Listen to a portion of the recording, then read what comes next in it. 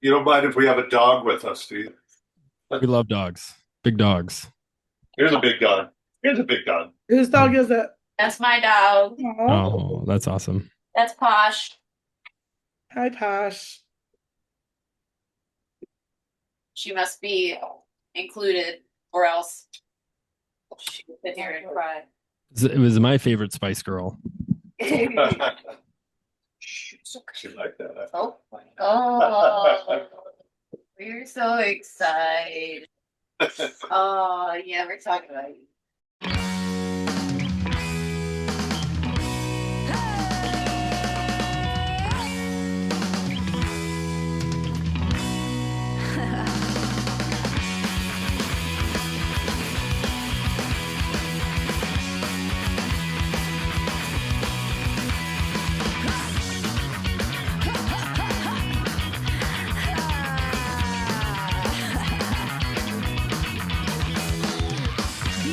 I'm sick of it, all dried up and still full of shit. So close I can almost taste it. Just one sip and I'll end up wasted. Time staring on my phone, trying to pay off a loan. Don't know what I'm gonna do, where I'm gonna go.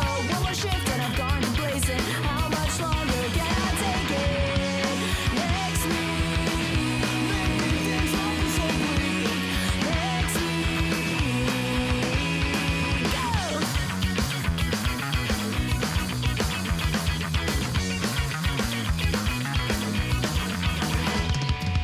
The patient kid, I'm sick of it. All text up my hourly is shit. So close, I can almost taste it. What a shame that this time is wasted. Days on the stereo, just 8 hours to go. Staring down at the clock, just makes the time move slow. One more shift and it's time to face it. I don't think I'm gonna make it. Next week, maybe things won't be so bleak. Next week, next week. Maybe things won't be so bleak next week.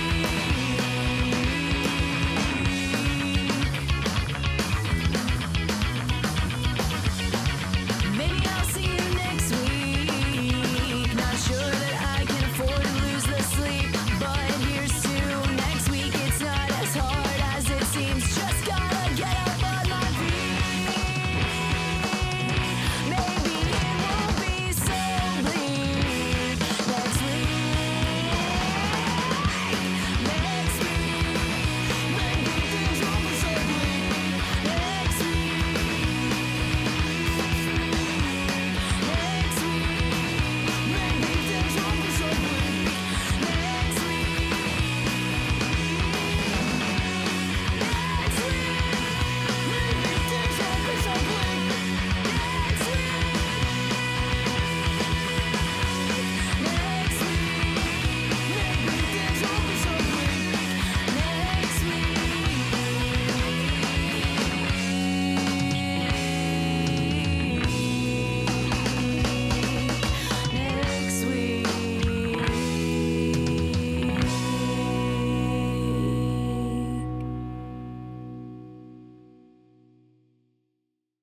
This is Jess. I'm here with Ska Talk with Skagazine. Tonight, I am co-hosting with Benny and Eric, who is going to pop in very shortly. And we have some very special guests, the Doomstompers. Welcome. Hello. So, so, How's it going?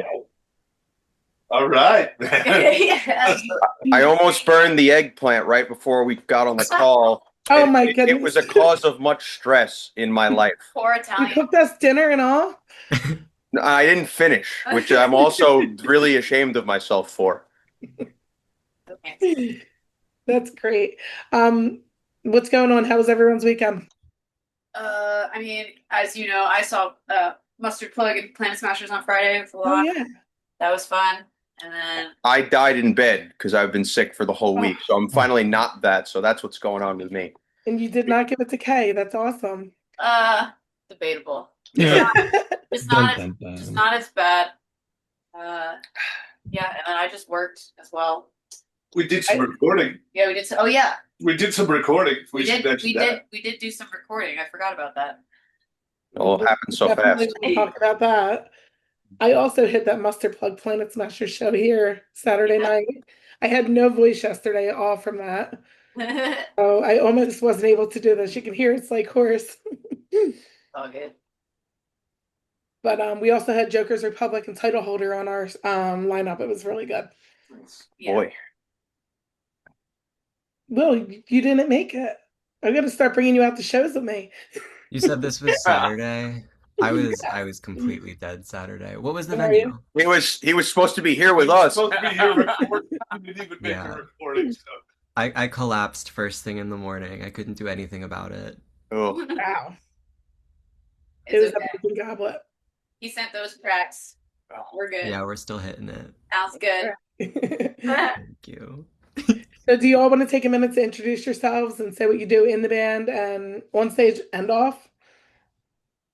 Sure, I'll start. I am Kay. I am the singer of the Doomstompers, full-time service industry employee / artist.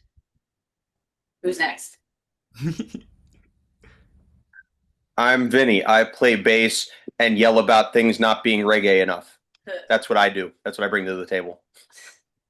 I'm also a service industry employee. I like long walks on the beach, and I made that joke in the last Zoom interview we did. I feel like we did this before, yes, and I think you said you were an instigator last time. Yeah.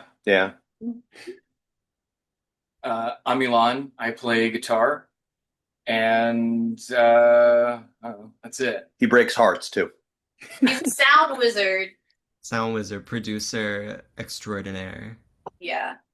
Anything you've heard by the Doomstompers already has been recorded by Alon and produced, mastered, mixed, whatever all the words are. Got an adjective, throw it at him. There's none he can't. I'm Coach. I play drums.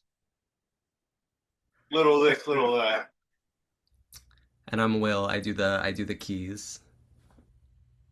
Awesome. Well, thanks for joining us again. He also keeps us stylish. Yeah. No, listen, I don't help anybody with that. You should see how crazy my hair was when we did the photo shoot. I decided I'm just gonna start gluing it down this way.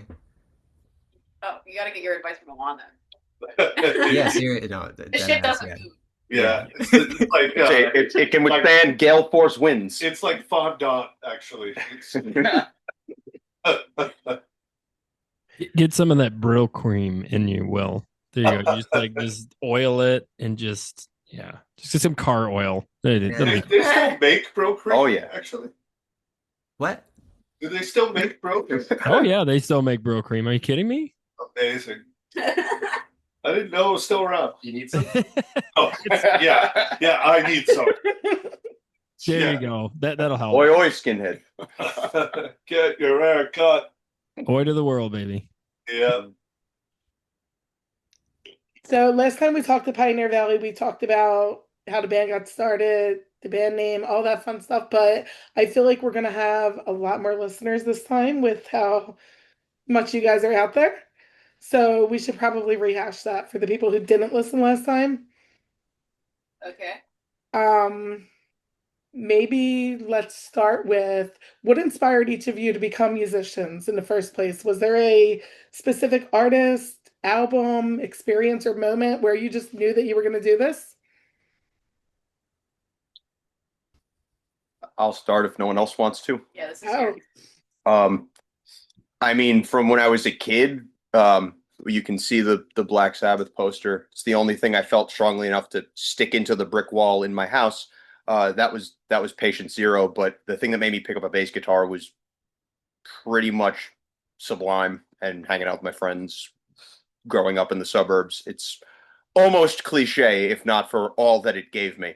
And yeah, I just wanted to play like Eric Wilson, and I finally figured out how to do that and found the Suicide Machines, and well, here we are. So yeah.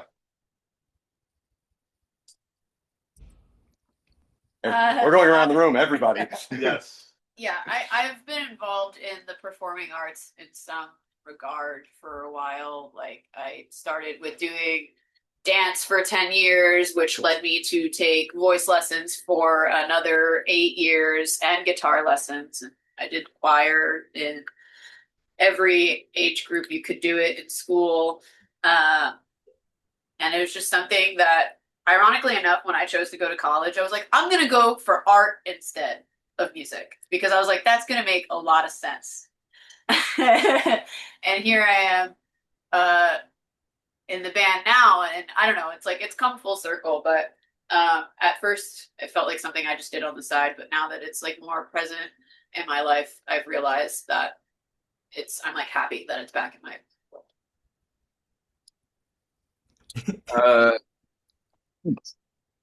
I started playing guitar at 9. I don't know what the actual influence was, but I just remember hearing a lot of Queen and a lot of Black Sabbath when I was a kid before picking up an instrument. And I think it was somehow between violin and guitar, and it quickly became guitar. And I still play like I'm 9, but just louder. There was a firm no self-deprecation rule. I don't know if you heard it. This is honesty. I think that's it. I don't know. I came from a really musical family. My father was a lifelong rock and roller. And he had 4 brothers, all of whom were musicians and instrumentalists of different kinds. So I grew up from a really young age around music. The only training I ever had was I took piano lessons from 6 to 12. And when I was about 12, I discovered punk rock, hardcore, and I was an 80s hardcore kid. So like sneaking into CBGBs for 80s New York hardcore matinees when I was really young, hanging out on the Lower East Side.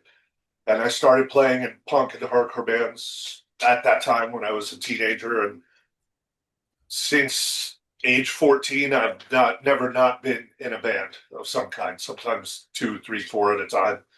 And can't stop, won't stop, too dumb to quit. Tried saying no to this, but here I am. They insisted. And yeah. Argued even. Going to do this, and it's going to be good. And now here we are talking to Ska Gazine, so Yeah. Still wearing a CBGB shirt, so there you go. Yeah. And I realized, shit, I put this on. And like, I'm gonna have to tell the story. I'm like, but actually it was total coincidence. It's actually my wife's. But yes, I was there a lot in the late 80s, mid-late 80s. And then I also come from a family of musicians, probably lamer than coaches. My mom was the traditional church organist, and my dad was the contemporary worship leader guy. So I just grew up around it constantly. My mom claims that she would bring me to practice organ, and I would start crying when she stopped. That sounds ridiculous, but it's allegedly true. I actually started on guitar. And I remember the first album I learned to play all the way through was Riot by Paramore. Woo! I was such a big fan. Yeah, hit. But what? Oh my gosh, stop. Amazing, amazing. But yeah, from that, I don't know, I just play a lot of instruments. I picked up keys somewhere along the way. Started doing this. I haven't been in a band since high school, so this has been like a fascinating fever dream for me. What a band to join. What? I said, what a band to join. You picked the right one. No, literally, I could not be luckier. It's so stupid. Like, it's, I don't know. There's like what is it? Imposter syndrome, I suppose. I certainly don't belong here, but I'm very happy to join. As you're the only one that's not in the group too, so you feel like that's even probably more. No, exactly. Yeah, I'm the only member based out of Philadelphia, so it's a real struggle. Oh. But it works. Yeah. So it breaks my heart that I will never be able to grace the stage at CBGB's. So I hear you on that. That's like a mecca for me as a big Ramones fan. So good for you that you got to be a part of that sweat and beer stained of a culture. Honestly, I know a lot of you have answered some of these questions, but was there any of you that were in other like notable projects before the Doomstompers?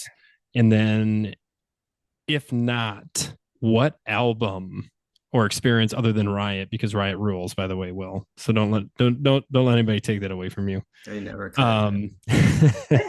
Wait, is that the one with Woe? Yeah. Wow, I never meant to break. That one? That It's gotta Misery be. Business. That's Misery Business. I think Oh, they do have a that's the song one called Whoa, but that Yeah, might be but All We wasn't Know Is that Falling. Riot? Was it Misery? Whoa, whoa. You were close.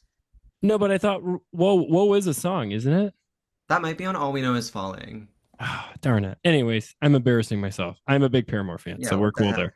there. But is there any specific like album that like made you? I know you were talking Vinny about Sublime, so I'm guessing that will probably come up. But any of you specifically, and you don't have to go in a row, maybe just if an album really speaks to you, or an experience, or a certain like band maybe you saw young that really just turned you in on this, like any thoughts? The short answer will always be Destruction by Definition by the Suicide Machines, because that is the benchmark by which all ska punk should be measured. I will take no questions on that. I was 10 or 11 when I first got my hands on the first Tony Hawk. So I feel like that kind of speaks for itself, and that just automatically boosted whatever I thought I was doing with guitar besides playing Green Day songs and scales, and I automatically had to learn how to do upstrokes and play Superman. I mean, I saw Big D and the Kids Table live in 2011, and that was like my first mainstream ska band that I saw. Before that, it was just like a bunch of local stuff that would happen in my town. But I was just like, oh, this is fun. And now here we are. Say that was like my introduction. So, anybody else?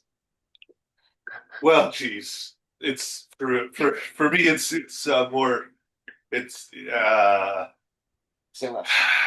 I mean, I came to my exposure to ska would, goes back to, I came to it through like 80s skinhead culture, which was more at the time closely associated with hardcore and punk rock. So, skinheads that were into ska and two-tone stuff was something like, I was an appreciator of it, but I wasn't immersed in it. And by the time, and I did see bands like, I would go see bands like the Toasters in the 80s and in New York, but always as just kind of like an appreciator, because I was such a passionate, devoted, hardcore bonehead, which it was a good time to be that, but, when third wave ska came along, I had already I've been playing in punk bands, and I got to play with a lot of those third wave ska bands on mixed bill type of shows. But when I got hooked up playing with Vinny, and, Vinny approached me at a punk rock show after he was playing punk rock in a band on a bill, and I was playing punk rock in a band on a bill. And he approached me as a stranger, asking me if I would help him, make a ska record as a drummer. And, I told him that it's not really my wheelhouse at all, but he knew who I was as a drummer in New York and was a fan of my drumming, I guess. But I tried to tell him that I did not have too much background playing that. But something about Vinny himself made me. Normally, I would have said no, because like I was in a lot of bands, at once. But something about his pitch I was like, I'll tell you what, let me hear this stuff. And when he sent it to me, I was really kind of blown away by it. And this was, demos of songs that Vinny had written when he was younger and had played with other musicians who wanted to play ska. And I could hear the talent in it, so I just kind of agreed to do it. And then he and I played in some other bands. It's kind of a twisted journey to get here. I think you're the one who should answer the other part of the question as well. I have nothing to say about being in other notable bands over the years, but Oh yeah. I feel like you're probably You the were in guy for one that. for 28 years. I've been in bands that were, Two Man Advantage. Two Man Advantage was a punk rock band that was, a big part of my life. And we played our final show in October. We were together 28 years. And, we started in the '90s, and even though we were a punk rock band that played songs about hockey, we were a really frenetic live energy thing. And in the late '90s, early 2000s, we played with a lot of these bands that I am now finding myself in the Doomstompers playing festivals with legacy acts, bands, even bands like Mustard Plug, like a lot of these bands, Big D, Mustard Plug, Catch 22. I played with these bands on bills like back in the '90s, and it's really awesome to me to see that they're all still crushing it because, but between playing Pioneer and playing Supernova, and we're going to be playing Croydon, and it's like all these bands are still so good, live, and that's really awesome, and it gives me, it gives me a lot of inspiration to really just keep playing, and I feel like Will too, in a little bit, and it's similar to Will in that I have a little bit of imposter syndrome because even though I've been doing quote unquote the music band thing for decades, like I'm very fortunate because the people in this room, these guys are so fucking talented, and I feel like I'm growing and expanding as a player just playing with them, and it's pretty awesome to be a part of it. And at this point, you would think, oh, maybe I don't get a chance to be an old dog and learn new tricks, but that's exactly what I'm doing in this band, and I'm really, really enjoying it. So it's kind of a long tangled history for me to get to this point. That's really, really cool. First of all, I just noticed the Nickelodeon clock behind you guys, so that rules. Reptar, I seen him. Vinny, I will 100% agree with you. The reason that I'm in the Boy Detective is because of Jay Navarro and the Suicide Machines. So, Destruction by Definition, Battle Hymns, and Steal This Record is the reason why half of the Boy Detective is around, and I'm so glad finally to be able to share a stage with the Machines here coming up and Goldfinger. So, Vinny, I'm 100% on your team of that is the only reason to join a ska band. So, yeah, still haven't gotten to play with them, but I've traveled far and wide to see them, and it's wild to me to call those guys friends and to have somebody who also Rich is a tremendous influence on me as a bass player. I mean, the guy is a fucking animal. To have him like get in touch with me the other day when we announced we're going to put a record out and be like, hey, that's really cool. When's it coming out? I'm like, nah, this dude didn't just get in touch with me. That's crazy. And like, I don't say that to name drop. I'm like flabbergasted by it, but that's also one of the things kind of to piggyback off what he was saying. That's so great about this community is that it's pretty anti-rock star. Everything is very accessible and like everyone's like, oh, hey, you still like this too? That's cool. Let's be friends. So yeah. Yeah, I'm pretty sure you're going to get that shot to play with them someday. Yeah. I can see it happening. I'm like a stone's throw away from just being like, take us on tour for the love of God. Well, I will say, Vinny, it took us 4 years and we're in Detroit. So you may have to wait a little bit. But you know what? The trajectory that you guys are going, who knows? You guys will probably play their next show for all I know. Show up. Hey, Eric, Bo. Oh, hi there. Whoa. Yeah, leave it to the West Coaster to mess up the time difference. But hello, yes, I'm named Eric, but you can call me Bo. Name granted to me by Slow Gherkin. Got to bring that up every time because it's special. Nice to see you again. I believe I met you at Supernova. Absolutely did. And it was a pleasure meeting you there. And Kate was the only other person I met in person. I don't know if I wasn't really all that good at finding everyone else running around, but it is a pleasure to see you all again. Yes, likewise. Well, welcome to the convent, the convent, as it were. Oh, I hate myself. That's right. We love ska puns. Conclave, ska enclave. Which is really funny because I briefed this before we logged on by being like, nobody say anything stupid. Yeah. I like incendiary, not like that was just I'm just being a goober. All right. So I guess the attention's on me. with a Yeah. little question. There is. So Somebody ask us something heard- dying out here. all right, we heard a little bit about the projects that you were in previous, but what brought you all together to form the Doomstompers? Well, I suppose that was Supernova 2024. Me and Vinny were standing there watching the Agrolites and kind of just like had this moment where After the 15th person asked her, "Hey, so where's your band?" We just kind of looked at each other and went, "So I guess we got to start a band." No. Unless no. And then we went home for a few months and all of a sudden the year changed and yeah. I've been trying to start a ska band for a really long time, like he was saying before, and kind of just like gave up on it. And then I don't know. We take it away. Yeah, and then so we said we were gonna do it, and I've been on this journey of like self-improvement and trying to keep my word when I say I'm gonna do things. And so I was like, all right, well, if we're gonna start a band, we need like at least a concept or an idea. And we've said it before, but the name is like a rip on Skinhead Moonstomp, but influenced by MF Doom. So then we became the Doomstompers. And then it was again obvious that Coach was going to be our drummer because he didn't have any other choice. And we got into a practice space, and we had a couple different bodies in there of people playing guitar or keys just to like figure out what it is we were doing.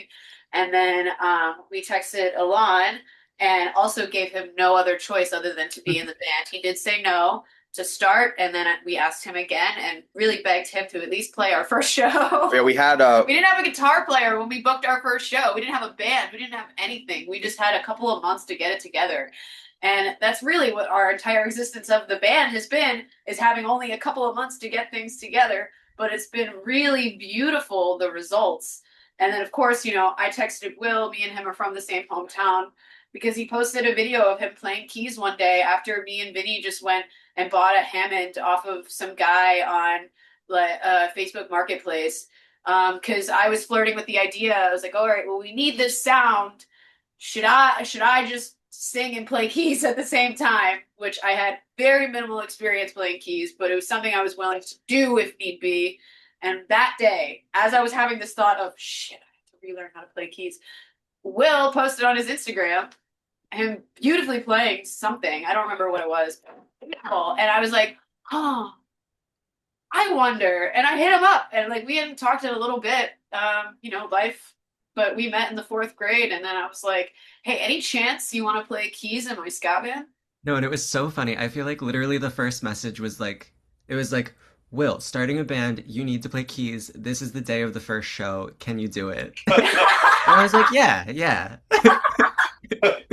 No, it was very much like that because, like Kay said, every week we were trying to meet up, and we'd end up with a different group of people, and then we kind of got some people together who said they could play the show, and then one by one they sort of fell out, and it was really out of desperation where it's like, okay, so the commitment to join a band and meet up regularly and write and record and tour and do all of that shit, yeah, we had an inkling that because of all of the behind the scenes shit that Kay had been doing, and the response even perceived would have been good, but it was really just kind of like a fart in the wind at the time. Where it was like, okay, so I got this hodgepodge of ideas. If we could just get people to play one show, we could go from there. Then at least it exists by virtue of saying it exists. And yeah, so after doing all of that, it kind of just clicked, and we played our first show with The joint. packed a free show. It always works. But no, the Dirty Notion, another great band from Detroit. Shout out to Dirty Notion. They needed a show, and those guys always booked me and his last band when we were in Detroit, because we toured every year, and they no matter what, hell or high water, they always in the true Detroit fashion took care of us. Yeah, they were great. Place to stay, something to eat, Every time. couple $100 in gas. So when they were like, hey, we need a show, I was like, I can't say no to you. I need to help you. So I kind of just willed it into existence. I was like, okay, we're gonna book you, and I'm gonna have a ska band by the time you guys get here in May. And we did. For once, it worked. I remember Vinny saying, "Yeah, hey, the Dirty Ocean guys from Detroit are coming out." I'm like, "Oh, that's cool. They need a show." I'm like, "Yeah, let's help them out. That's great." He's like, "And we're gonna play." And I went, "Who's gonna play?" And he went, The new band. The new band. I'm like, "But Vinny, we don't have a new band. We have an old band that's like it's on its way. It's finished and it's not, Yeah. He's like, "No, we're gonna have a new." I'm like, May, huh? It was like it was ambitious. Yeah, but we did it. And I'll tell you what's helpful too is, Ilan, like we all live very, very close to each other, minus he ran here. Yeah. Like that's how he close lives it is. a few blocks away. And we all live on the three of us live on the same piece of property here in Queens. So the way that this has come together is not traditional, like in the sense that Vinny was talking about, where, okay, we have a concept, we know exactly who the members are, we have this weekly practice schedule, and it's the complete opposite of that. So we do what we can with what we have, and the result has been working in a very unorthodox fashion and a very non-methodical way of doing things has actually produced this amazing thing for us that still continues to surprise all of us and shock all of us, that we are getting to do the things that we're doing and producing the things that we're producing and playing the shows that we're playing. It's exciting. I met Coach for the first time 5 weeks before the first show. Yeah. I met Will for the first time maybe 2 weeks before the first show, and that was the first time the five of us were in a room together. Yeah. Yeah, I'm used to being truly amazing. What a decades long relationships, like family band being, and we're still like putting all of this together, as it happens. So you're building it as it's happening, which is really terrifying, but also really exciting and challenging and super positive too. Yeah, it allows us to grow as a unit, when it's like we're all like throwing stuff out there and seeing what sticks at the same time. It's just been like pretty organic, which is nice. It's just amazing what results when you throw a little bit of circumstances and maybe a little bit of coercion to make a band gel together. Coercion, definitely. I personally am without a paddle, without a boulder to push, but that's like a personal problem. Like, what do I do? Okay, that way, got it. So And it seems like the central show or element that kind of ties this together is Supernova. So you took us back to Supernova 2024, and it seems like it came full circle in 2025. You got kind of an announcement out of the blue. How did that happen? How did you all react? Well, long before this, now me and her have been going for years before we even really knew each other. Like, my first one was 2017, and it's just like the best fucking weekend, and like everything is good and nothing hurts for 3 days. It's great. But when we got together and we got Pioneer Valley, and like it was like kind of being spoken about, I kept telling everybody, like, don't book anything this weekend, and it kept getting closer, and we were all like, there's like, bands aren't going to be making it in, and like, maybe there's a chance we might get asked, and like kind of thinking like, yeah, maybe we might get asked to play Woodstock. Like, what? We've been around, we've played 4 shows. What are we talking about here? And but still, like, being very insistent, like, no, like, even if we don't get to play, like, we should all go to this thing. Like, it's really good, and the community's there, and like, it's just a good time, And like, it kept getting closer, and everyone kept asking, like, so, I got asked to do a thing on this weekend, like, what's going on? And we're like, just wait. And then finally it was like 13 days before, and woke up to the email that was like, hey, they can't get in. Will you guys play? And it was like, yeah, I think we can do that. Awesome, cool, yeah, great. And it was like a total, like Will said, a fever dream to get to do that after like standing on the side of it and just watching it in awe for so many years. And from a recommendation from Bucket from the Toasters and our homies in the Chains, who unfortunately couldn't get in, but those guys are fantastic humans. Yeah. Just to piggyback off that too, it was so funny because we're like 2 or 3 months deep, and Kay and Vinny are like, just keep this weekend free. Like, we might play the biggest ska festival in the country. And I was like, yeah, all right. And then it happened, and I was like, you know what?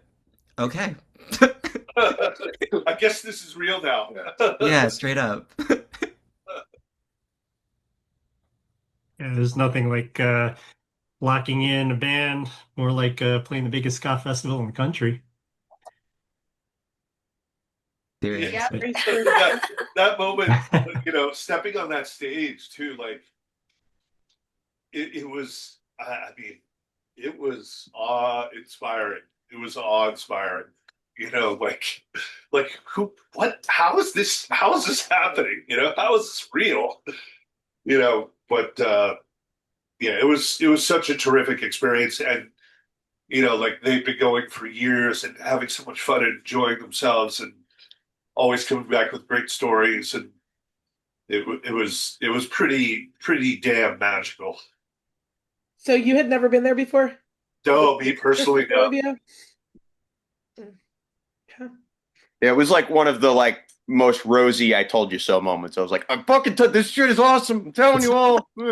Like, also, like, I think Supernova in general is like, it's just a very important weekend for a lot of people. It's probably the cheapest festival ever, somehow. And it's they really like prioritize accessibility, and just the patron to performer pipeline was, yeah, the coolest thing I will ever do in my life. But it was a lot of fun, and I think you could see it on stage. Like, we were all very excited, and it was 1 p.m. and I was looking out to a sea of people, like, holy fuck, Yeah. on top of like just getting to hang out with like, he was saying like, these like legacy bands or just bands that like or people from bands that I'm just like have been obsessed with for years, and now they're like watching and going like, "Hey man, nice job." It's like, what do you mean, Chris from the Agrolites is like, "Yeah, you guys are awesome." Like, huh? What? No, you guys are awesome. Like, I only do this because I watched you guys do it. Like, what the fuck? Like, it's nothing but gratitude, really. It's intense. It's great. And speaking of gratitude from a fan standpoint, like the energy and the excitement that you guys must have felt stepping on that stage, it really showed in your performance. And I felt it as a fan. I was like, man, I'm excited these guys are here. I bet these guys are even more excited just being up there on the stage. It was awesome. I hid my quaking with fear behind the kit very well. Indeed. But you also mentioned the Chains and the fact that they couldn't make it. You had a little collab set up there. How did that come about? It was all her.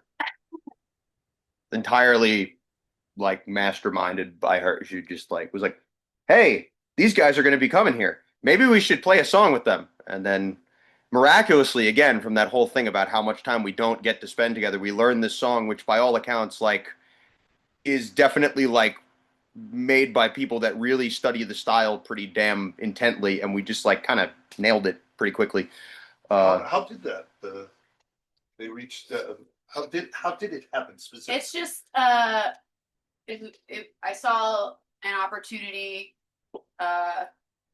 to give back, at least in some kind of way.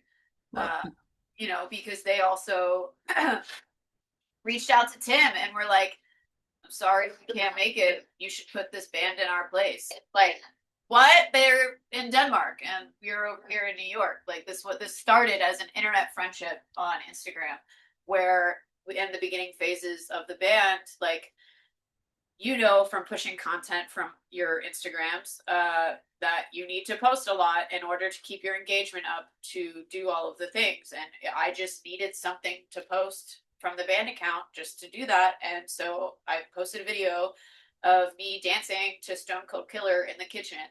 And I tagged them and I was like, this is what I'm listening to right now. And it's like me skanking in the kitchen. It's like, technically, it's kind of corny.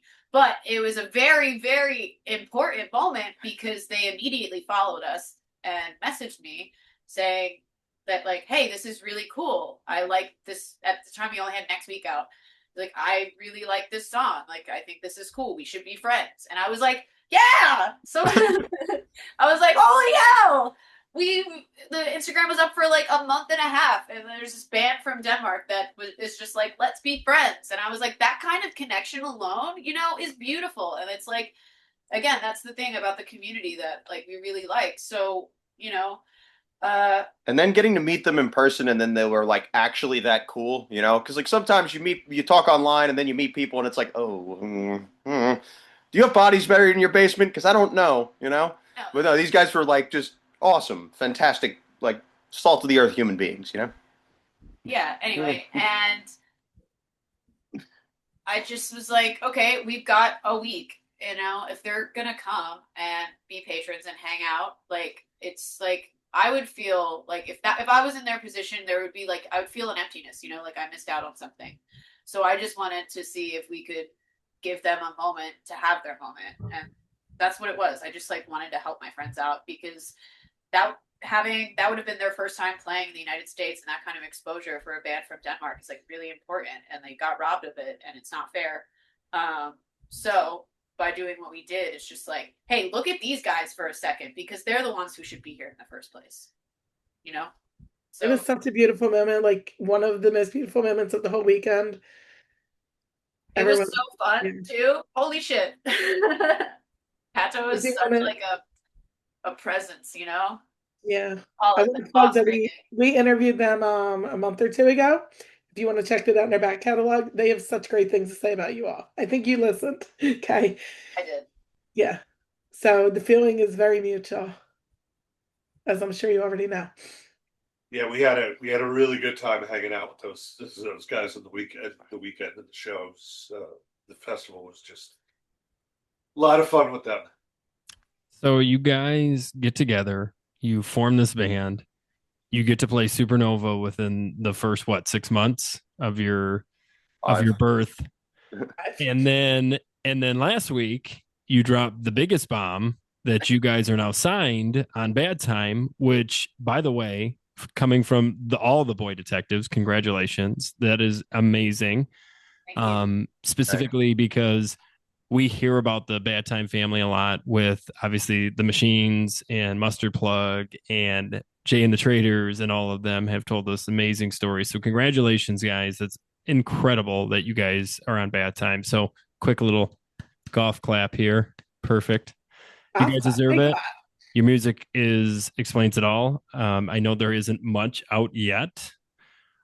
So I'm making an assumption, and you can tell me if I'm wrong, but I'm guessing you guys are in the process or already have recorded more songs and going to be released sometime maybe this year. Like what's your, not this year obviously, but 2026. What's your guys' thoughts on that? If you can tell us. Yeah, I mean, I can't tell you when, but I can tell you that we're recording next month. Awesome. We're cooking. Going in like a full studio. You guys doing it yourself? What's your thoughts? Full studio, and Alon is going to co-engineer as well because, like we said earlier, he's recorded all of our music that exists so far, so he like understands how we work together, and I really think having that influence in the studio is going to be really helpful. But yeah, we're going to do a full studio. It's an hour and a half away. It's going to be, you know, like it's an awesome experience that we all have to do. Like once we go there in January in the middle of the woods in Huntington, Long Island, like we are going to be there, and you're going to be in that room, and we're going to be doing it for a couple of days, and it's going to be really, really awesome because, as we said before, it's crazy what we've been able to produce with the little time that we have been given as a group. So I can only imagine how magical it is to it's going to be to record the album when we have 5 days in a row in the room together all day. You know, like I'm really really excited, and I've already put like so much energy and like emotion into it, and it's gonna be really awesome. We get to do it for that, and then it's gonna, someone's gonna do some stuff on it. And, you know those words. The mix and master A and little all that mix kind of it, jazz. a little mastering. That's awesome. How many songs are you guys thinking, or you can't? You don't want to talk about that? I Call it a full length. full length, 12 songs. Are we talking like a cat bite full length? Or are we talking like, you know what I mean? Like, because that's the whole thing. Are we talking like, okay, gotcha.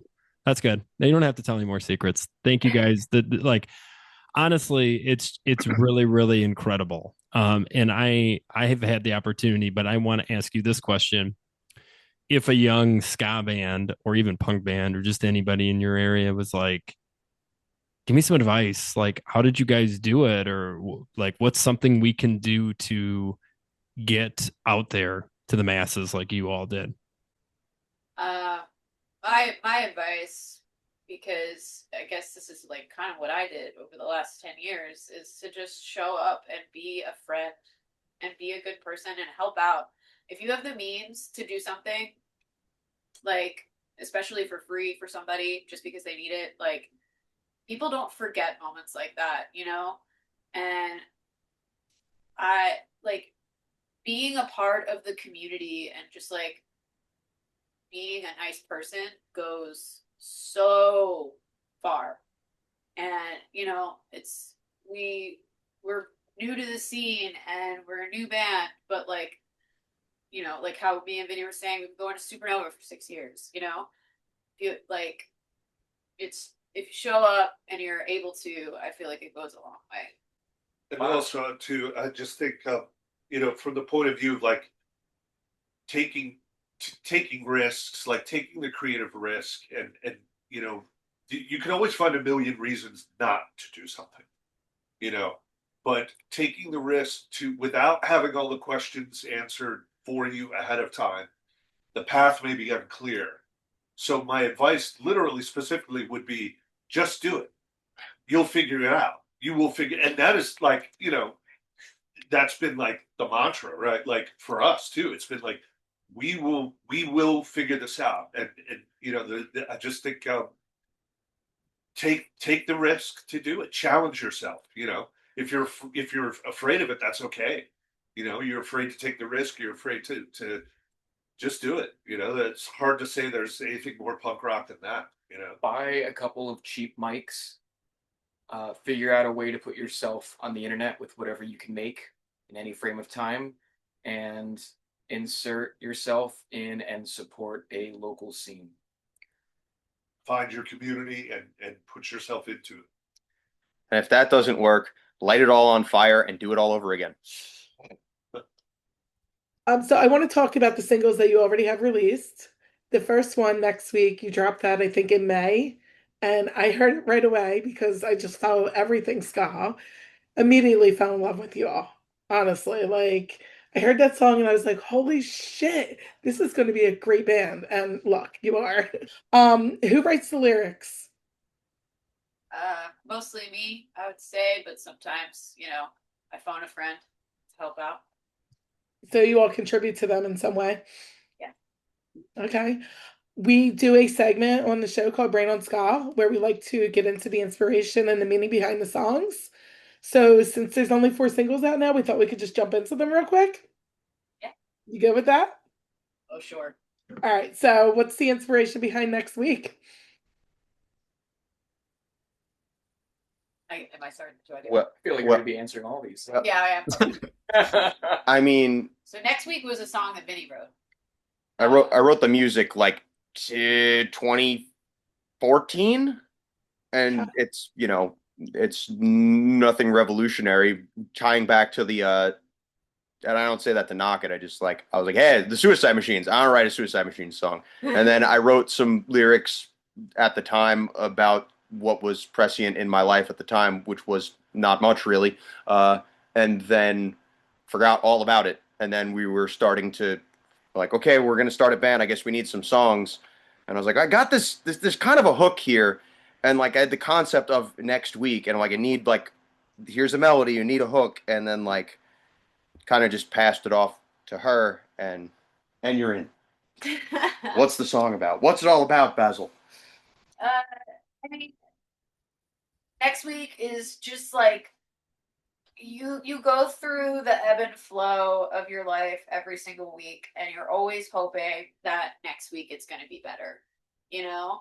And it's not, I'm not even saying that in like a morbid way, you know. Like it's like, well, here's to next week, you know, trying to be a better person next week, trying to go to the gym next week, trying to be more creative next week. Like there, it's just always like looking towards the future when you're like not necessarily satisfied with like happening in front of you, right? And there's like some mild like service industry reference in there where literally the first line of the song is behind the stick, I'm sick of it, all dried up and still full of shit, right? The stick is the bar, right? And like bar lingo, they call being behind the bar being behind the stick. And all dried up, still full of shit, which means I don't drink anymore and I'm still bartending and I'm still doing it every week, you know, hoping that next week somebody else is going to ask me to play a cool show with this incredible group of people so that I don't have to bartend anymore, you know. But it's just like always hoping for something better in your future, you know.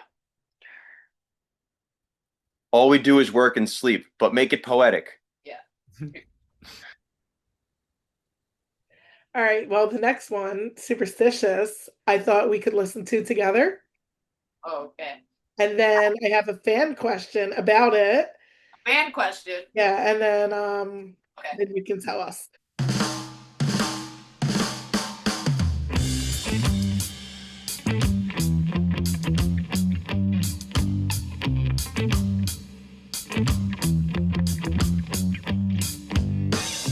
I've been sleeping on your side of the bed on the nights that I can't get you out my head, thinking about what we could do instead.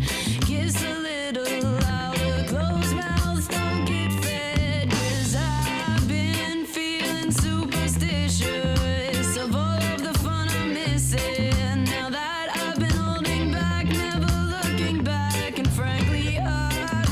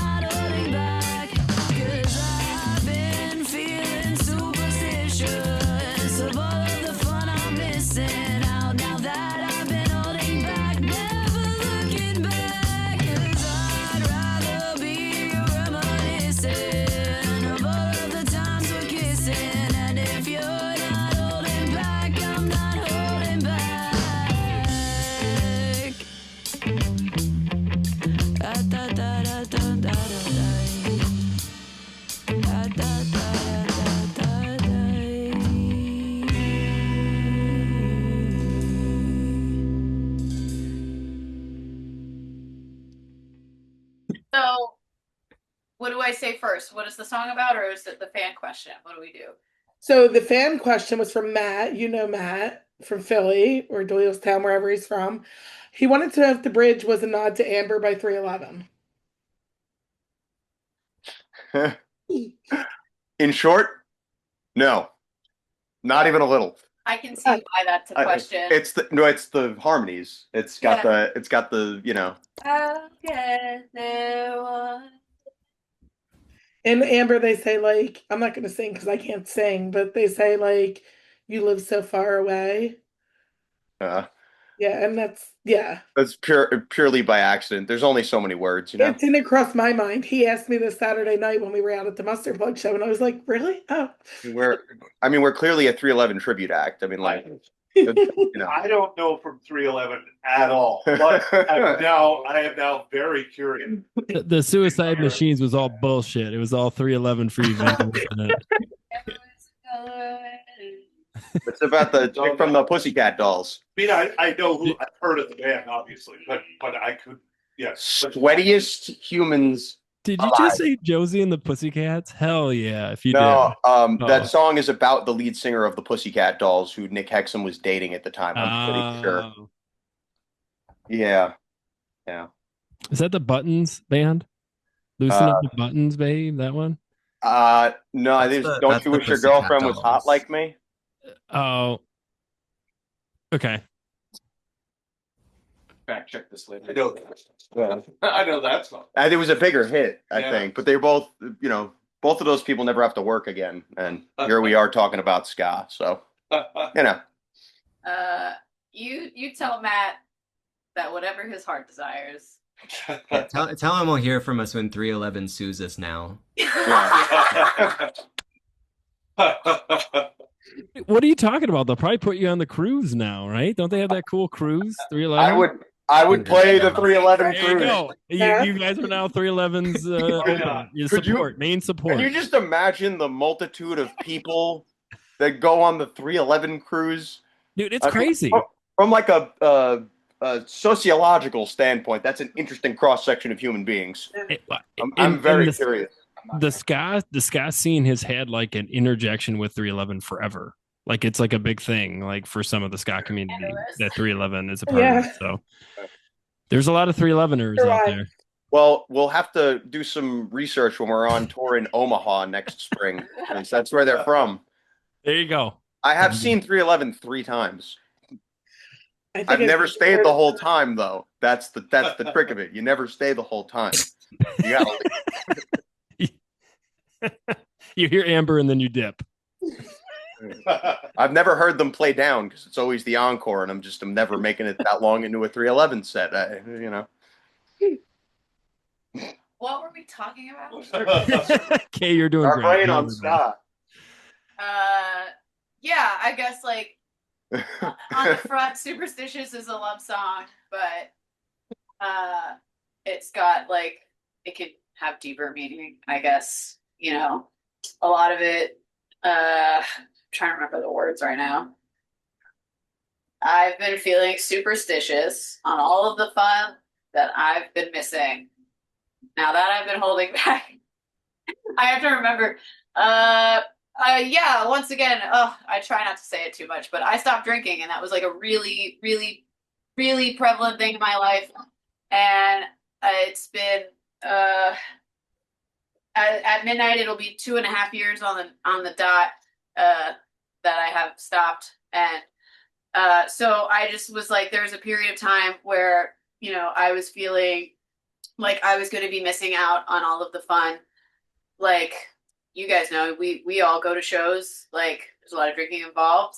And I was worried that I was going to miss out on something, or like I wasn't going to feel the same. But then I realized that because I'm doing what's best for me, and what I need to do in my life, that everything is going to be fine. And that's kind of pretty much what that song is about, right? Congratulations. I quit drinking 4 years ago. So congratulations, Kay. That's awesome. Thank you. Yeah. It's very easy to run away from your problems. And then when you decide to face them front on, it's a very vulnerable moment, but it's very crucial for our development as well. So. Next. Next, stare at the devil. Same thing.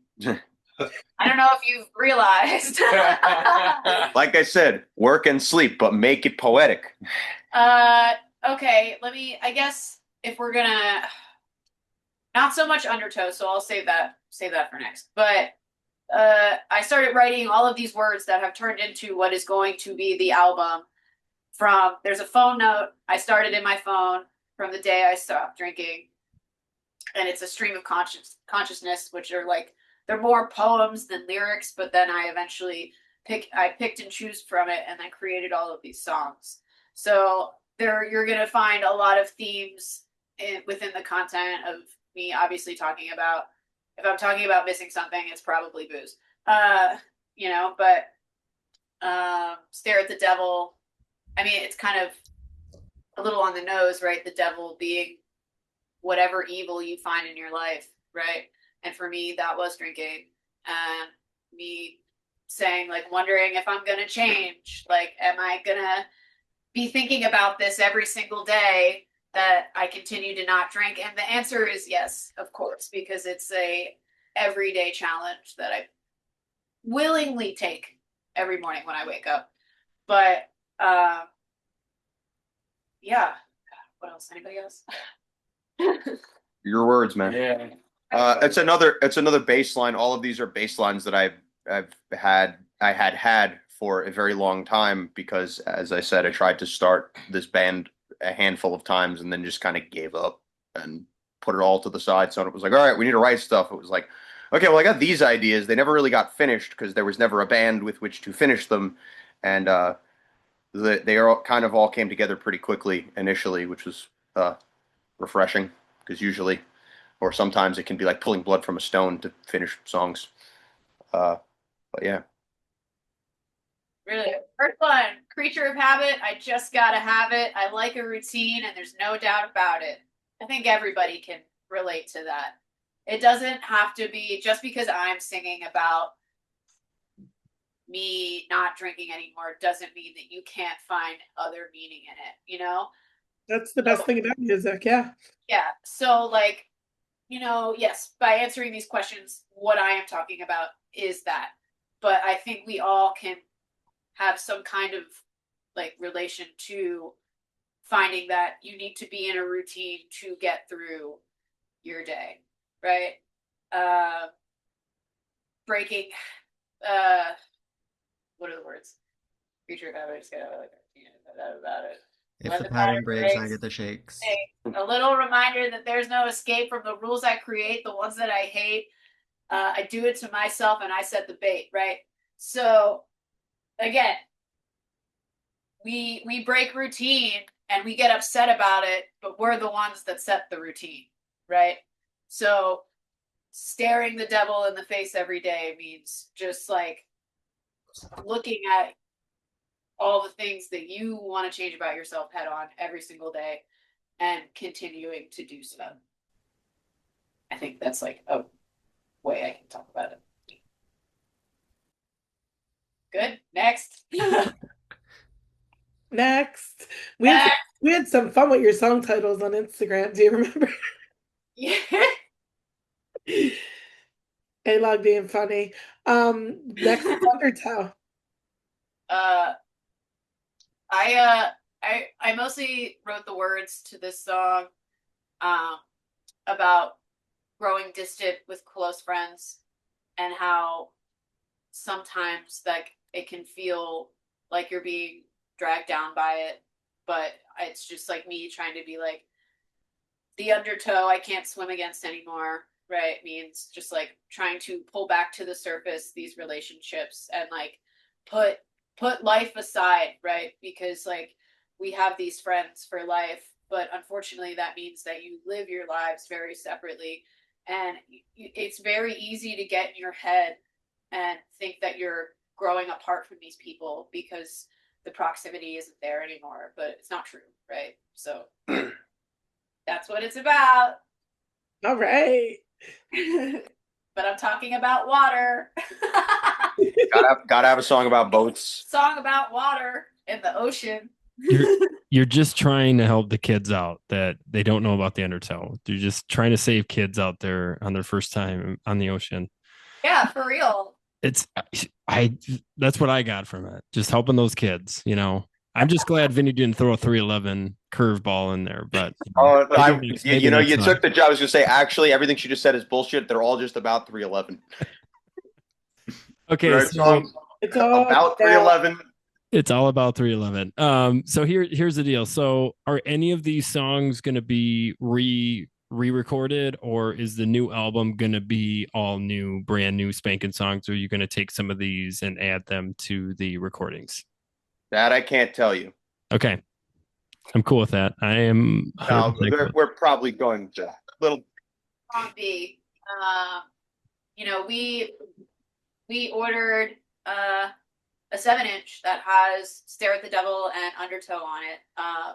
And both of those were recorded live, by the way, straight to tape. So by Alon, because again, he's the wizard.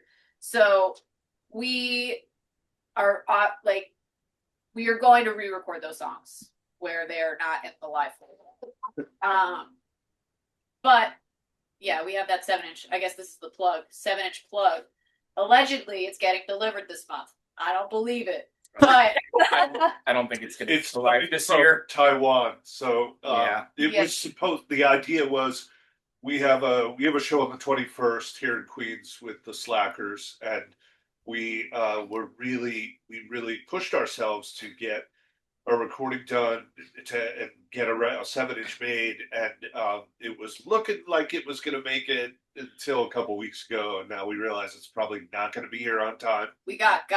Yeah, we got, which in the world of vinyl production is not a surprise at all, because my experience, with vinyl production is take whatever timeline you're given and carefully add 6 months to it. So we just found that out with Disco Lunch, so we get your pain. What you should do is just cut a ruler into 7 inches and sell a bunch of those at your show. And then just put Doomstompers on it, and it actually would probably go over pretty well. It probably would, honestly. And then what they could do is they could bring it back. They pay for the 7-inch, and then when they give it back to you, you give them a 7-inch. That'd be sick. Actually, don't take that idea. I've already patented it, so you guys can't take that. Yeah, but eventually, obviously, because we can't sell it at the Slackers show like we had intended, unless it does show up. I don't know. Who knows? But right now I'm doubtful. But that will probably go on the Bandcamp store, and that will be available. Well, it makes sense. It makes sense too, Kay, with you saying that all these songs were based on this sobriety, basically this idea too. So that's super rad. That's all I got for that question. And I would be willing to bet that this upcoming album, the cover art's probably going to be pretty killer. Kay, I understand you're an artist yourself. Will you be central to the design of how it looks?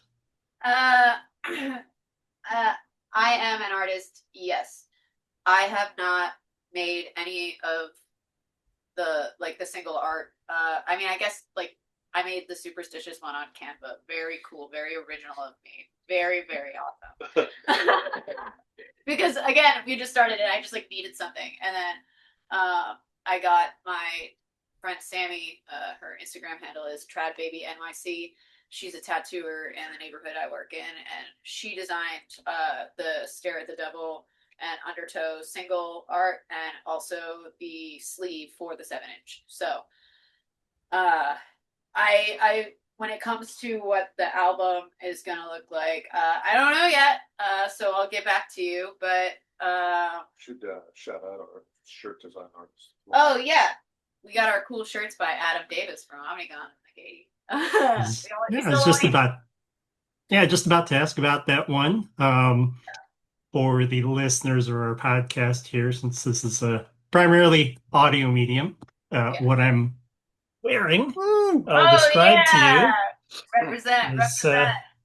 We got Death, essentially, wearing a pair of there's big heavy boots. It's got the NYC on the heel pointing at you, and a big old text. Very fierce looking, very killer, pun intended there. There were a couple of Saying the those Doomstompers. a couple of those were seen at the Muster Plug show at Breaking Goblets Saturday night. Yeah, I received text messages of people being like, I see your shirt at the show I'm at. I'm like, cool. I love that design personally. Like, it really speaks to me as an old school 80s hardcore guy, because it's so 80s hardcore, like skate thrashy hardcore kind of look to it. But Big on the subversion of expectations. he did an awesome job on it. It's I love that shirt. Super happy to always wear that shirt. Yeah, did you originate the idea, or did they just let Adam run with it? I told Adam, because I made a post that was like, who wants to design a shirt for us? And he responded, and he was like, what do you want? And I said, I don't know, because I have seen his art Instagram is Robot Skull, and I've seen his work, and I was like, just do what you do best, you know? It's like, dude, maybe a little Reaper guy. I don't know. Like, I just said like very minimal, but I was just like, do what you want, right? Because I like having trust in the people that you decide to be creative with, because it allows for like the things to happen more freely. And then he made this shirt, and I was like, see, this is the shit. I'm sure, you know, there will be more shirts to come. We obviously have to do all of those things, but right now we're trying to focus on finishing the record. So yeah.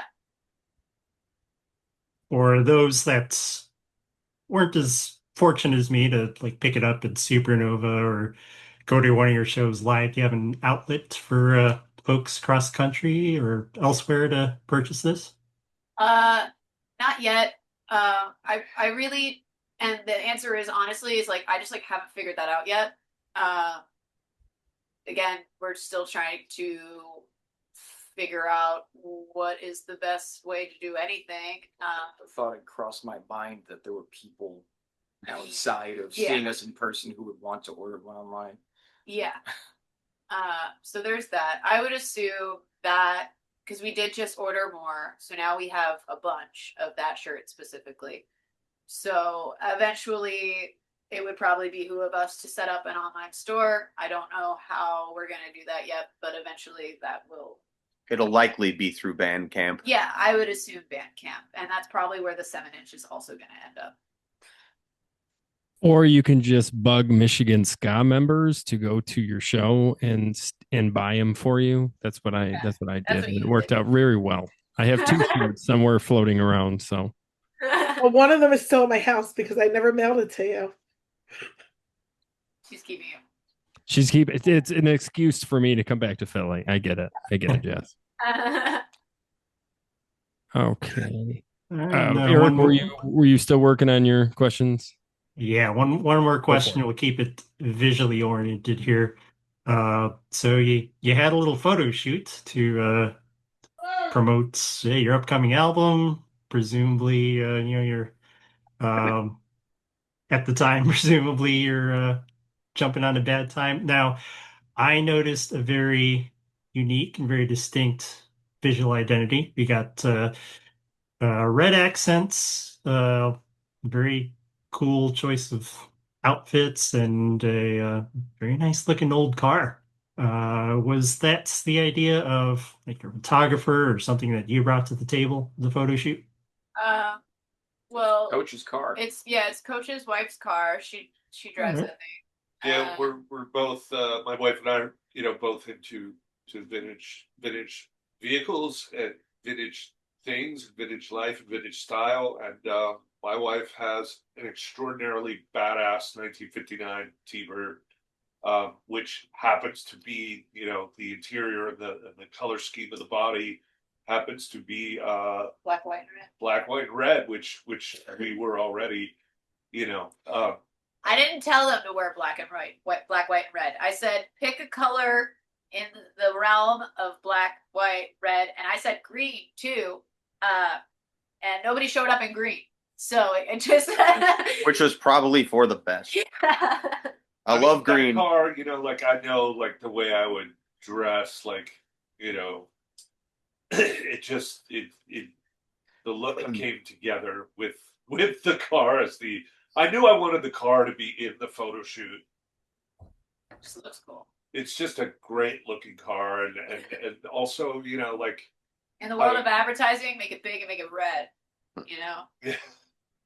You wear red, people are gonna notice. And they wanted, like, we have a lot of fantastic graffiti in Queens as a borough. Like, there are large sections of Queens and Bushwick and Brooklyn that have amazing graffiti, and there's a really beautiful MF Doom tribute piece pretty close to us, and we knew we wanted shots there as well. So, and by the way, that we're walking to that spot where we were going to take those photos, and there happened to be a baby blue Vespa parked right on the street. That was completely by it was by very accident. serendipitous. Yeah, so I was like, I'm going to take a picture. I hope nobody is going to see me put my foot on their bike, but that was really kind of fortuitous too. So, yeah. That's super rad. My family has a 65 Thunderbird, so Thunderbirds unite, nice. baby. Yeah. My dad got it and restored it when he was in high school, and it was from a doctor, and him and his wife both had matching Thunderbirds. Must be a life, huh? When you can afford 2 Thunderbirds for you and your wife. Anyways, that's beside the point. But Thunderbird, that rules.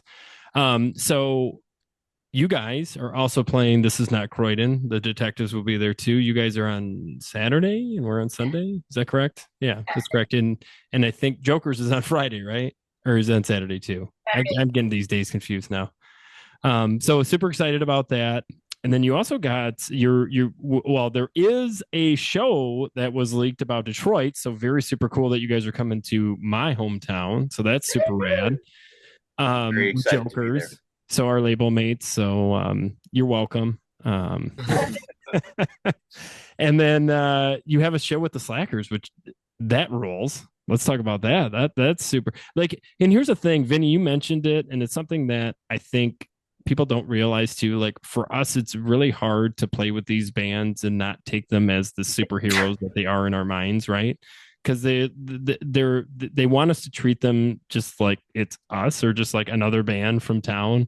And it's like, okay, I definitely wasn't playing your CD on a Walkman when I was rollerblading when I was like 14 years old. You know what I mean? Like, so you guys getting to play with the Slackers, super rad. I know you guys are going to feel that way when you get to play with the Boy Detective someday. I know that's going to be just kind of that kind of feeling.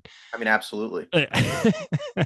But yeah, talk about that. Like, so you got to play Supernova and you got to play This Is Not Croydon, 2 of the biggest festival shows kind of for in our scene. Like, that's incredible, guys. That really is. Well, we haven't gotten to play Croydon yet. That's next year. You know what's coming. Okay, but you're on it. You got asked to play it. Even if you don't play it, you got asked to be a part of it, which is super rad. Yeah, I did not submit. The running joke, or not joke, but the running, line is like, just happy to participate. It's like it's humbling. It's gratifying. It's awesome. Talking about the Slackers, they're our neighbors. Yeah, it's really kind of hilarious. Like, I realize it when I talk to people from other places that, like, I'm very spoiled by the fact that they're from here and I grew up here. So, like, I get to see them twice a year, usually, like once in the summer and once in the winter. And in 2018, I was playing with the Pandemics, and when that name wasn't incredibly ironic. And we got asked to play with them at Irving Plaza for the holiday show. So I got to do that. And that was like 5-ish years after, like, kind of really being involved in a more like serious way with like the ska scene. And I remember saying it then, like, there's no other community where, like, 5 years ago I was just like fresh faced and like, oh my God. And now I'm here. I'm in the same place where I saw them for the first time and I'm standing on this stage, and that's awesome. But that wasn't my band. I just played bass. So the fact that I'm getting to do this, like, with like my very good friends and my partner, and like with songs that like we wrote, is incredibly gratifying. And to call those guys friends is like pretty cool, because they're, like, more than that in like the scheme of things, and like having traveled so far and seen them in a bunch of other places, it's like wherever I go, I know that if I can pull up to a Slackers show, it's like, well, I'm home for like from when they start to when they finish. Like this is where I'm from. These are my people, you know, and I feel honored that that's a thing that I get to say about myself and my experience in this community. Yeah, that's very humbling, Vinny. That's really cool. So any music videos or collaborations of other artists now that you guys are on Bad Time? Is there talk about like maybe a Bad Time tour coming up or anything like that? Definitely things that are still like, again, in the future. Again, we haven't even hit a year of existence yet. So Nothing can really say for sure. yeah. I've talked to two of my friends who are pretty bitchin' videographers, and I was like, so you eventually want to help us do a music video, right? Because there's gonna come an email at some point, I'm sure, where it's like, hey, you should consider making a music video for this song. And sure, hell yeah. And some of the very first like few Catboy music videos I shot. So like now I want to give my friend an opportunity to be the person that shot one of the very first few Doomstompers videos. Kind of circling back to like what you said about advice to give to young people who want to be in the scene, do stuff like that.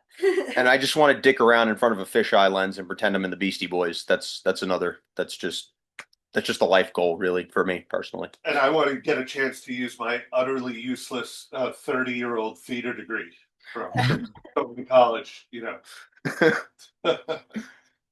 Alon wants nothing to do with being on camera. That's completely true. Which is hilarious because Alon worked in the film industry. As he is so keen to point out. As he's so keen to point out, I've seen how the sausage is made. I'm not interested. So naturally, he's the lead. I mean, look at him. The hair's not moving. It's that Brill cream coming back. All in focus. So yes to all the things eventually. I don't have dates. I don't have any of that figured out. But like, you know, as a creative person myself, I do care about the other creative things that happen. Like, you know, I want the merch to look cool. I want the album art to be cool. I want the music video to be cool. But audio first. Audio before video. Audio before video. Yeah, it's where our priorities fall right now. And you know, I'll get there. We'll get there. That's what I got. Put it on the 2026 list. Yeah.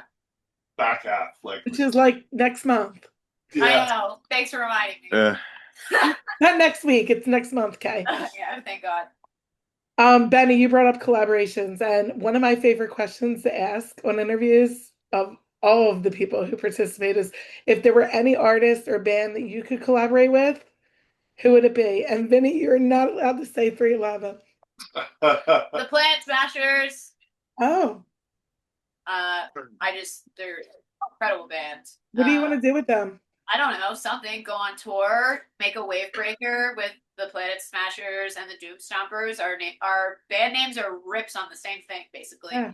So the Stomping and Smashing tour needs to happen, obviously. I told this to Matt on Friday. He was like, oh yeah, sure. But yeah, that would be cool.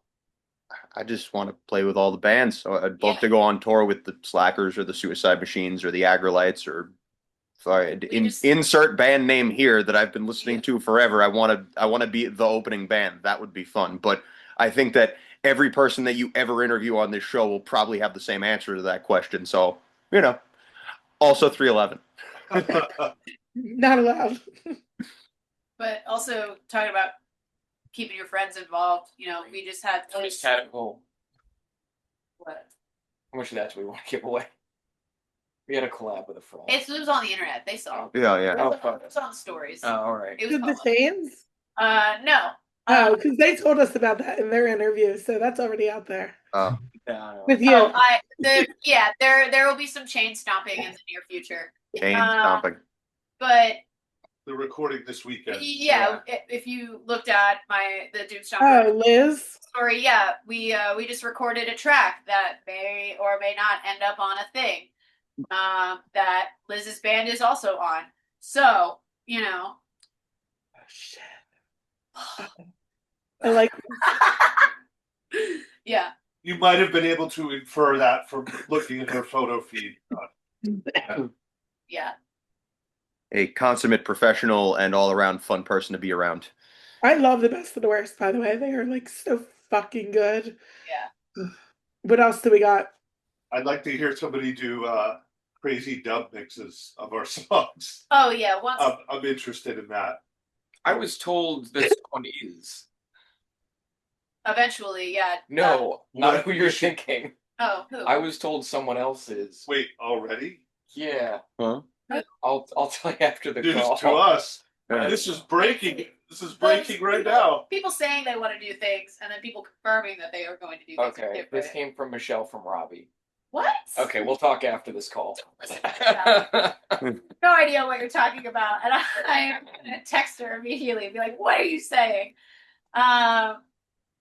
Michelle. Sorry, I have to plug my best friend, I suppose. Yeah. You should show the hat. No. Yeah, eventually I plan, we plan on giving the record to Jay from the Slackers and telling him to make some dubs of it, on the songs that are appropriate for it. So that's going to be a cool way to do more collaborations, and not just Jay either. Literally anybody. If somebody wants to make a dub of our song, like, go for it. I think getting like other people's perspectives of, they're like, here's the song that you made and this is how I hear it, and now this is how I'm interpreting it in a dub, is like just another step in the creative process. Yeah, that is like a really fascinating concept that I'd love to see if that happens. How about you, Will? Question is who I'd love to collaborate with. Yeah. Charlie XCX. I AG would, Cook. instead of her, I would say I would go to AG Cook, which is a cooler way of saying Nailed Charlie it. XCX effectively. I don't know. It's so outside of this genre. He did some great work on a recent. Okay, what was that? God, I can't remember. I don't know. Great record producer, AG Cook. Shout out AG Cook. Get in here. Well, you still can, man. You're gonna hit him with it. So you like ska? Yeah, exactly. Totally gonna make a clip of that and find him and tag him, dude. You tag him. So aside from Supernova, which we've already covered and talked about, what has been your favorite place or your favorite show that you played so far? Scottish Dave's. Scottish Dave. Oh, I hear about this place all the time. I mean, on this podcast, we hear about this place a lot. You're there for 5 minutes, and Dave walks up to you and offers you like Scott. I don't know. I can't I can't do it justice. It was a great venue. It was the most homey. His swords. Oh, we left. We had to left drive too back early. to the door. Yeah, we But you left can only before the hold his storm. swords if you stay. Yeah. You gotta wait it out. You gotta wait for the normies to leave. So we were told. So we've heard tell. So once we left, they got him right out. Yeah, Yeah. of course, we're the normies that had to Yeah, leave. we were the normies that had to get out of there when they could pull the swords out. I myself was quite under the weather when we were there, so I didn't get to properly enjoy Oh, yeah, Scottish Dave's. You played there the night before you played Bonks, yeah? Yeah. Yeah, we played with the Fensick and Lady Hatchet. Lady Hatchet quartet. Yeah, and it was great. It was a cool show. It was fun, but that's an interesting place. Kind I of wanna get there nowhere, sometime. Connecticut. A lot of carpet. It's a very old tavern. That was a tavern like way back, into the 1800s. I think it's kind of slanted and rickety and kind of crooked in places. Good sound for such a small place. Yeah. And then the owner is quite a character. I've heard. So what places other, or what's the main goal for 2026? Like, is there a specific place you guys want to go to? Do you guys want to go out to the West Coast? Do you guys want to go to Canada. Who knows? Still You know, Florida. if you want to go to Florida? Oh, you want to go to the fest? They want to play Fest. I Yeah, want to go to the baby. West Coast. I want to go to Europe, not 2026, but just in the future. I want this band to go to Europe, and it seems like it's probably going to be pretty doable if we stay the course and just keep grinding at it. So I got to go to Europe a couple of years ago with some people, and it was really great experience. But I'd like to do it with this group of people who I like a lot more. Yeah. You guys should do Pooza Fest. It was a lot of fun in Canada. Yeah, I it was a love lot of fun. Pooza. Yeah.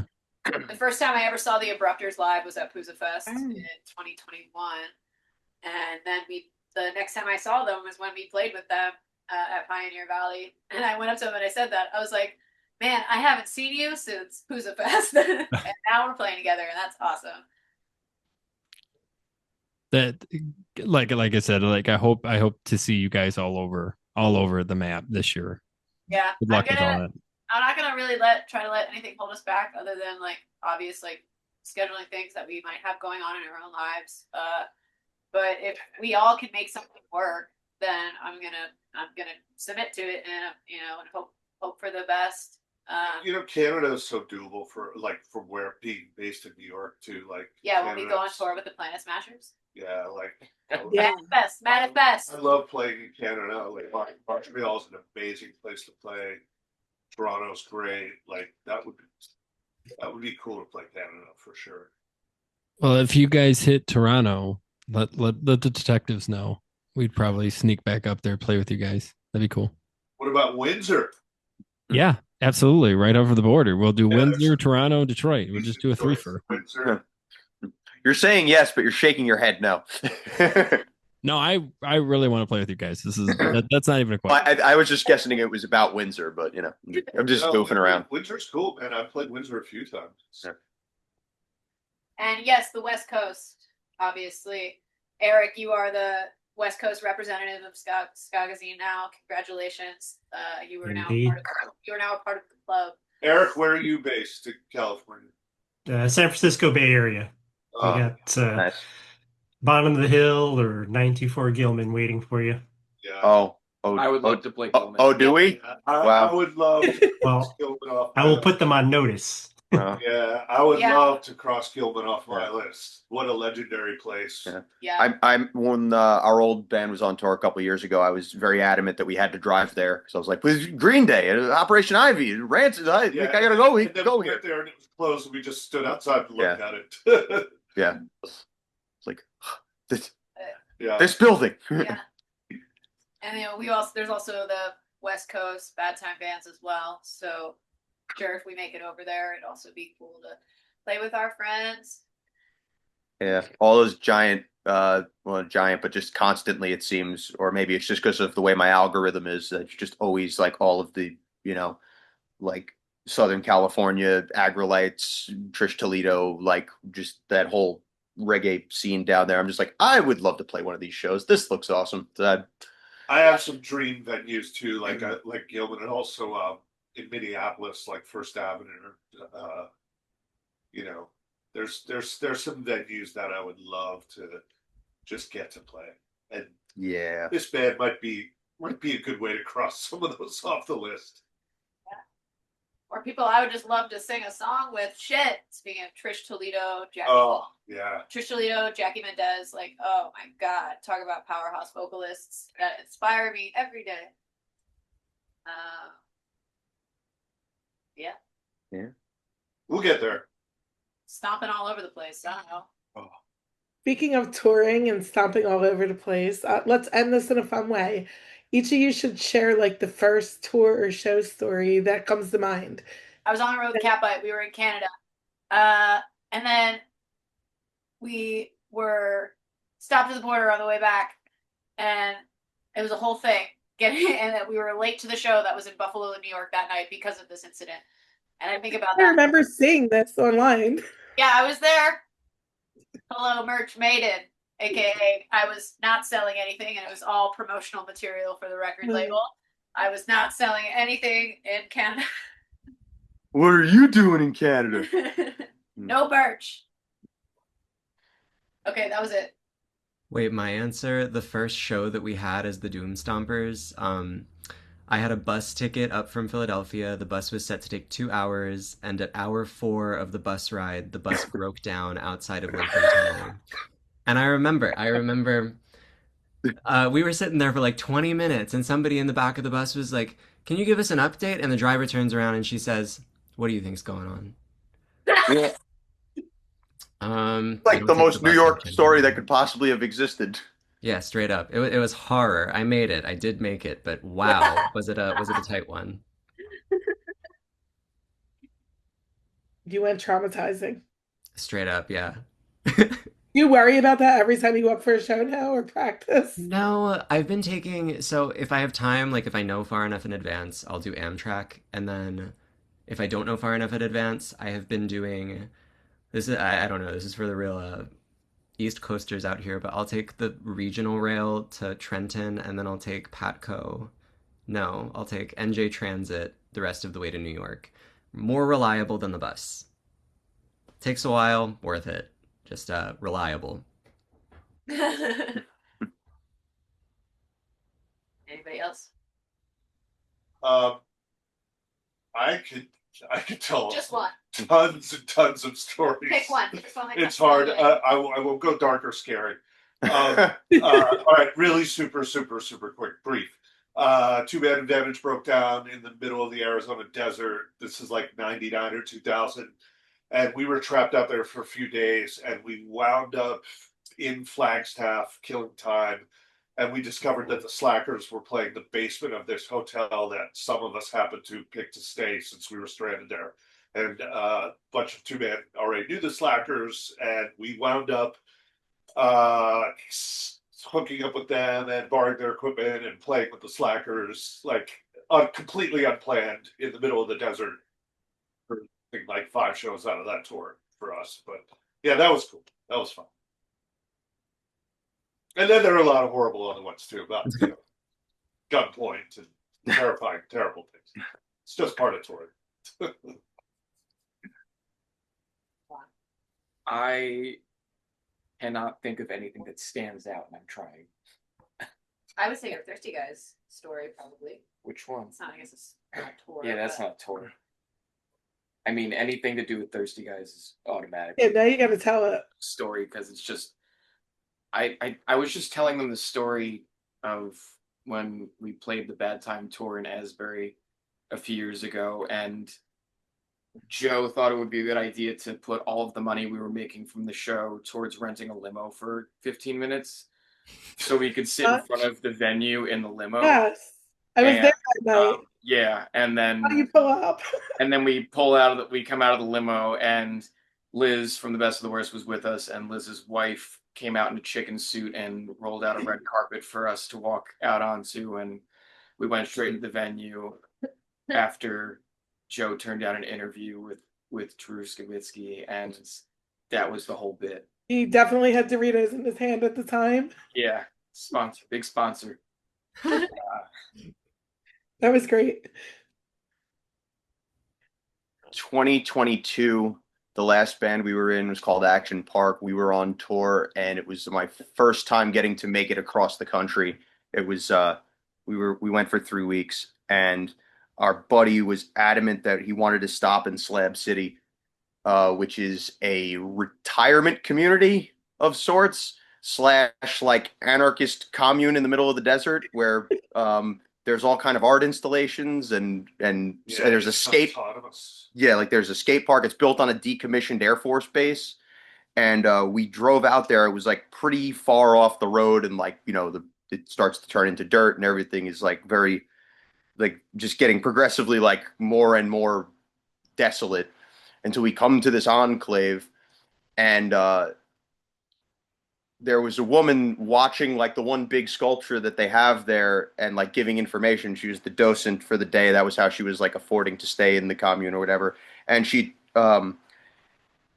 explained to us how our social media strategy was way off and how we needed to get on TikTok because the algorithms were just better and like that'll help you blow up. And the mere fact that I was in this commune in the desert with someone explaining to me the finer points of algorithmic optimization. Pretty sure was older than me. Yeah, she had to be in her 70s. Like, Yeah. it was just such a bizarre experience. And then, if not to make things just that much more strange, she told us we had to go down the road to meet the wizard and see East Jesus, which is a thing. Green Day wrote a song about it. It's this like art installation even further down into the place. So we drove down there, and this man sitting on a pile of garbage, the only way I could describe it, with a really long pipe like fucking Gandalf, is just sitting there in this tiny spot of shade going, "Welcome to East Jesus, a haven for the work ethically impaired. We are not lazy, we are work ethically impaired. Scan our QR code to make a donation." And I'm playing up the comedy of it, but the experience of standing in the desert looking at all of this folk art and like just strange pieces of commentary and just the stuff people had like adorned their houses with and like the little musings and shit written on everything was like one of the most like strange and beautiful experiences that I've had, and like it was a really cool thing. So I'm hoping to do more of that with this group of people eventually. Green Day wrote a song about that? I didn't know that. Yeah. No, I'm just. Yeah, I think we might have to file that story under bizarre, perhaps. Yeah, it's a wholesome bizarre, but there was definitely like people who had signs up like, "Yeah, come past this line and we'll shoot you." It Yeah, was like, Slab City is quite an amazing thing to exist in the modern day United States. and now they live stream shows. They have like you can play. They built a stage and you can they play and they live stream it on YouTube, and like they'll just kind of like let anybody come in and hang out. It's a very, very bizarre place, but worth seeing if you're ever in Imperial County, California. I'll have to note that one down. Vinny, have you taken notes on the social media optimization from this group? And No, what I did is I found her instead because she's way better at it, and I'm not. And I don't think I'm going to get better at it. I think I think I just play bass guitar. We all have our roles and we all do them well. And Yeah. That's what makes the group better. Yes, All right. 100%. On that note, besides Instagram and Facebook, where should our listeners be following you to make sure that they don't miss out on future announcements or music video drops, etc.? No, Instagram and Facebook is pretty much it. Yeah. Other than that, See my goofy ass just posting weird stuff all the time. Are you I on mean, TikTok too? No, I'm sorry. It's the one I cannot do. I think me and Will discussed if we ever got a TikTok, Will would run our TikTok. Yeah, I could hit that crazy. Yeah. Go. Yeah. Make the account. Yeah, Go for it. that's No, I don't want my likeness on it. Honestly, I made one, and when I post there, it gets a lot of views, and it's like a whole different following than what is on Instagram. But I always forget to post there. It's It's just the one I like missed that. it's But I missed that craze. Just a little Same. too old for TikTok, I suppose. But Yeah. You guys like 6'7"? it's a nice way to end the interview, Will. Sorry. Well, I have a 9-year-old kid, right? Exactly. Yeah, screaming. As in do the I. back. About Vine. Let's make some Vines. Bring Bring back Vine Vine. yeah, Vine was good. it's the best. Yeah. Oh yeah, and it was mentioned before in the podcast, but you guys brought up your Bandcamp. I'm a bit of a fan of Bandcamp myself, but I do see your material there, and a little treat on Bandcamp Friday, which just passed. Mm. So Yeah. hopefully we hear about more Bandcamp Fridays in the future Big in fan, 2026. big fan of Bandcamp. Follow us on, how do you say it? Kubos? Quobos. Quobos. Follow us there. Spotify. Goodbye to Spotify. Hold on. Goodbye to Spotify. I don't use that. What is this? What did you just say? Quobas? Yeah. Quobuz. It's that new streaming app everybody is Oh. hopping on over to. I use Apple Music. I know it's like QOBUZ. not great, but it's not Spotify either. Yeah. I've been trying to encourage people to bring back iPods with me and just Oh my gosh. Camp. I missed my iPod. Yeah, if only Apple didn't do that whole planned obsolescence thing, I never would have let go of my iPod Classic. But after the fourth one died, I just gave up. If you want to hear news from us, it's also probably behoove you to join the mailing list for Bad Time Records, because anything that comes out from us now is going to be on the label. So if there's news to be had, Mike's going to be the one breaking it. Or just find us on the street in Queens. Yeah. Just text me. I'll be here whatever you want. All right. Well, do you have anything else you want to plug? Or did we cover everything? Covered everything. I think that's all I got. Yeah. You're all That's caught up. enough. Stay tuned for next week's episode. And thanks to us, you're also all mixed up. 311. Oh, shit. Well, thank you all for joining us. For those listening, you can always find our podcast on YouTube, Apple Podcasts, and Spotify. Maybe I'll drop it from there.